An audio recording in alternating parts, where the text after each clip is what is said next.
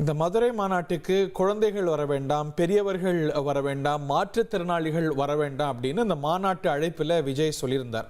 ஆனாலும் கூட மகளிர் அணியினர் சாரசாரியா வரும்பொழுது குழந்தைகளையும் அழைத்து வந்திருக்கிறாங்க அப்படின்னு களத்திலேருந்து ரிப்போர்ட் பண்றார் எமது செய்தியாளர் தாயமானவன். தமிழக வெற்றி கழகத்துடைய 2வது மாநில மாநாடு மதுரை அடுத்த பாரபத்தி பகுதியில் நடைபெற இருக்கிறது. குறிப்பா ஏராளமான தொண்டர்கள் பல்வேறு பகுதிகளில் இருந்து வருகை தந்த வண்ணம் இருக்கிறாங்க. அதிலும் குறிப்பாக குடும்பமாக பலரும் இந்த மாநாட்டை பார்வையிடுவதற்கும் விஜய் அவர்களை காண்பதற்குமாக வருகை தந்திருப்பதை பார்க்க முடிகிறது. குடும்பத்தினராக வந்த சிலர் நம்மிடையே இருக்காங்க, கேள்வி முடிக்கலாம். குழந்தைகளை அழைச்சிட்டு வராதீங்க அப்படின்றத விஜய் வலியுறுத்தி இருந்தாரு.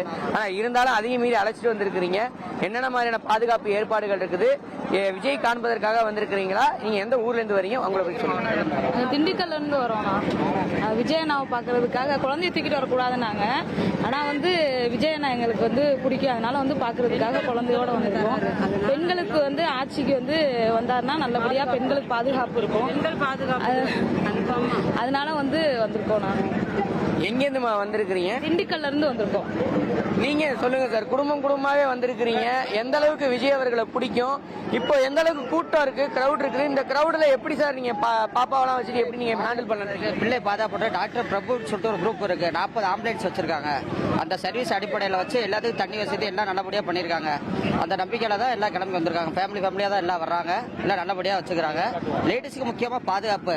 விக்கிரவாண்டியிலே பாதுகாப்பு வரைச்சு இங்கேயும் பாதுகாப்பா தான் இருக்கு. நம்பிக்கையில வந்திருக்கோம். நம்பிக்கை தான் இருக்கு. இதுவரை போன விக்கிரவாண்டி மாநாட்டில் பாத்தீங்கன்னா பலருக்கு தண்ணீர் கிடைக்கல, சாப்பாடு கிடைக்கல, ஒரு சில டிராபேக்ஸ் எல்லாம் இருந்தது. இங்க எதெல்லாம் சரி பண்ணிருக்காங்க நீங்க நினைக்கிறீங்க? அந்த இதுக்கு எல்லாமே தண்ணி வச்சிருக்காங்க. தனி பைப் லைன் தண்ணி வச்சிருக்காங்க. டாக்டர் பிரபுன்னு சொல்லிட்டு ஒரு குழு வச்சு நடத்துறாங்க. அதுல 40 மெம்பர்ஸ் இறங்கி வேலை பார்த்துருக்காங்க. நைட்டு முதல்ல வேலை பார்த்து இப்ப நல்லபடியா பாத்துருக்காங்க. நானும் ஒரு 2 நாள் முன்னாடி வந்தேன். இப்ப நல்லபடியா இது பண்ணிருக்காங்க. விசிட்லாம் பார்த்தா நல்லா இருந்துச்சு. சரிங்களா? ஏதாவது ஒரு நாள் 2 பேரு நல்லாதான் வச்சு பாத்துக்கிறாங்க. விஜய் அவர்கள் எந்த அளவுக்கு ஒரு மாற்றத்தை கொண்டு வருவாரு அப்படின்றத எதிர்பார்த்து வருவாரு. கண்டிப்பா விஜய் ஆட்சிக்கு வந்தாருன்னா நாடு நல்லா இருக்கும்.